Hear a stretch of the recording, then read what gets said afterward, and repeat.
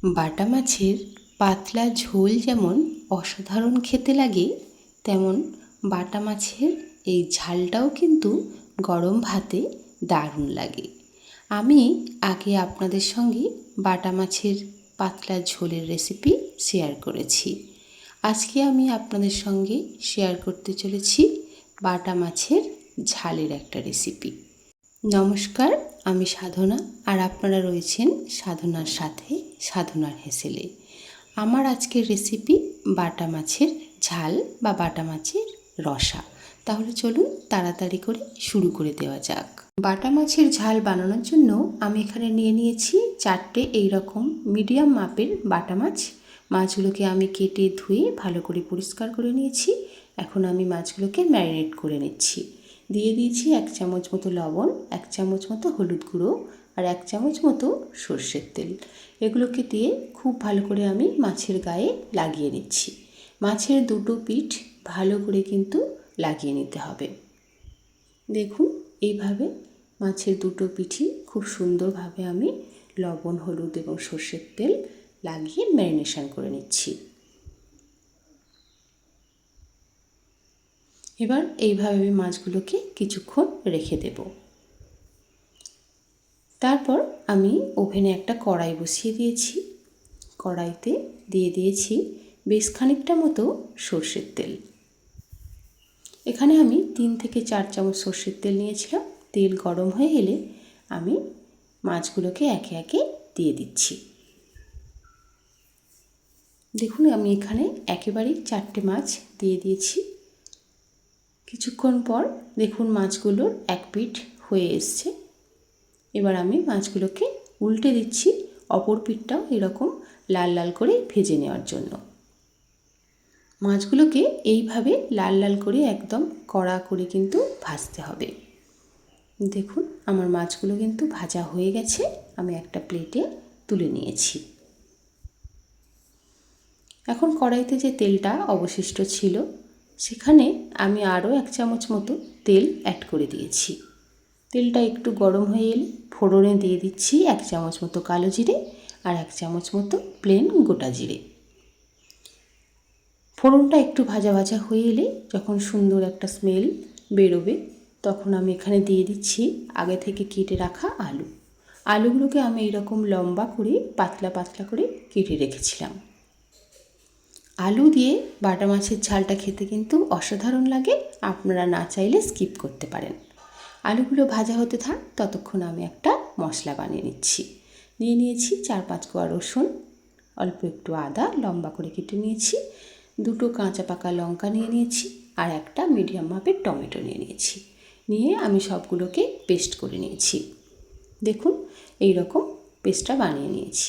এবার দেখুন আলুটার কাছে চলে এসেছি। আলুটা আমার বেশ অনেকটা লাল লাল করে ভাজা হয়ে এসছে।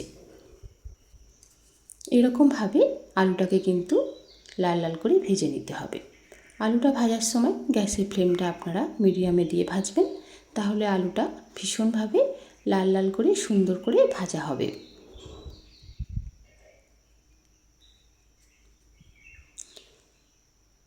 আলুটা যখন এরকম লাল লাল কিছুটা ভাজা হয়ে আসবে, তখন আমি অ্যাড করে দিচ্ছি কুচানো পেঁয়াজ।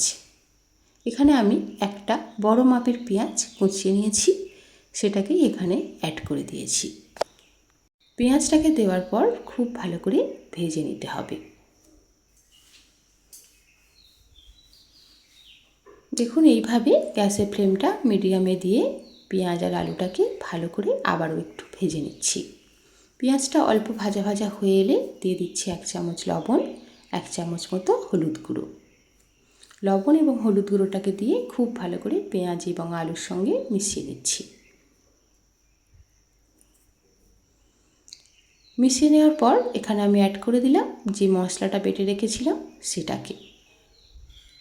মশলাটা দেওয়ার পর খুব ভালো করে পেঁয়াজ, আলু এবং মশলাটা সুন্দর করে কিন্তু মিশিয়ে নিতে হবে এবং বেশ ভালো করে মশলাটাকে কিন্তু কষাতে হবে যতক্ষণ না পর্যন্ত এর কাঁচা গন্ধটা চলে যায়। তাই এখানে আমি অল্প একটু জল ব্যবহার করেছি, যাতে আরও বেশ কিছুক্ষণ ধরে মশলাটাকে কষানো যায় এবং পেঁয়াজগুলো খুব ভালোভাবে নরম হয়ে যায়। দেখুন পেঁয়াজগুলো আমার অনেকটাই নরম হয়ে এসছে। তখন আমি অ্যাড করে দিলাম 1 চামচ মতো জিরে গুঁড়ো, 1 চামচ মতো ধনিয়া গুঁড়ো, হাফ চামচ মতো চিনি আর হাফ চামচ মতো কাশ্মীর লঙ্কার গুঁড়ো। কাশ্মীর লঙ্কার গুঁড়োটা দিয়েছি জাস্ট একটু কালার হওয়ার জন্য, আর চিনিটা একটু দিয়েছি যাতে স্বাদটা খুব সুন্দর আসে। আমি এখানে আরও একটু জল অ্যাড করে দিয়েছি যাতে করে এই সমস্ত গুঁড়ো মশলাগুলো খুব ভালোভাবে কষানো যায়। গ্যাসের ফ্লেমটা আমি মিডিয়ামেই এখনও রেখেছি। রেখে আমি ভালো করে কিন্তু মশলাটাকে কষিয়ে নিচ্ছি।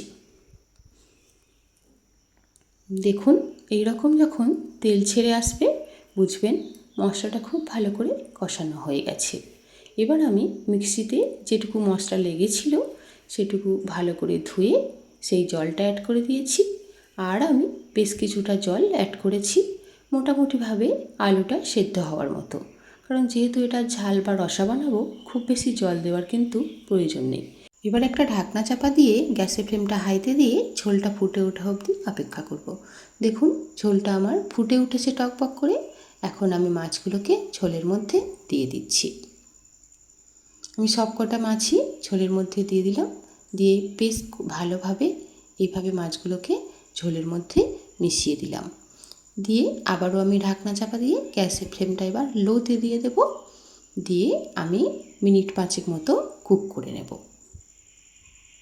5 মিনিট পর চলে এসেছি। দেখুন আমি ঢাকনা খুলে নিয়েছি। মাছগুলো অনেকটা ভালোভাবেই কিন্তু নরম হয়ে গেছে, তবে খুব একটা কিন্তু মাছগুলো ভেঙে যায়নি, একদমই গোটা গোটা আছে। আর আলুও আমার কিন্তু একেবারে নরম হয়ে এসছে। আমি দেখিয়ে দিচ্ছি, দেখুন আলুটা আমার কত সুন্দরভাবে নরম হয়ে গেছে। আর কালারটা কতটা সুন্দর এসছে, আর গ্রেভিটাও কিন্তু একেবারেই পারফেক্ট হয়েছে। খুব বেশি জল কিন্তু নেই।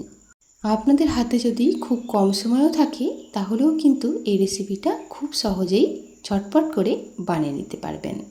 আমি একটা প্লেটে এখন সার্ভ করে দেখাচ্ছি। দেখুন মাছগুলো একদম গোটা গোটা কিন্তু উঠছে, একেবারেই কিন্তু বেশি নরম হয়ে যায়নি। দেখুন কালারটাও কিন্তু অসাধারণ এসছে। আর এর টেস্টটা কেমন হয়েছিল সেটা আপনারা যদি বাড়িতে একবার না বানিয়ে খান তাহলে কিন্তু বুঝতে পারবেন না। আমি রিকোয়েস্ট করব আপনারা অন্তত এইভাবে একবার বাটা মাছের ঝালটা বানিয়ে দেখুন এবং কেমন হয়েছে আমাকে অবশ্যই করে কমেন্ট করে জানাবেন। আশা করছি রেসিপিটা আপনাদের অনেক ভালো লেগেছে। যদি ভালো লেগে থাকে তাহলে লাইক করে দেবেন এবং আপনাদের বন্ধুদের সঙ্গে অবশ্যই করে কিন্তু শেয়ার করে দেবেন। আর আপনি যদি আমার চ্যানেলে প্রথম হয়ে থাকেন তাহলে চ্যানেলটিকে সাবস্ক্রাইব করার অনুরোধ রইল এবং পাশে থাকা বেল বাটনটিকে অবশ্যই প্রেস করে দেবেন যাতে এরকম আরও নতুন নতুন রেসিপি আপনি পেতে পারেন। ধন্যবাদ এতক্ষণ আমার সঙ্গে থেকে আমার রেসিপিটা দেখার জন্য। আজ আমি এখানেই শেষ করছি। দেখা হচ্ছে খুব তাড়াতাড়ি নতুন একটা রেসিপি নিয়ে। ততদিন সবাই খুব ভালো থাকবেন, সুস্থ থাকবেন।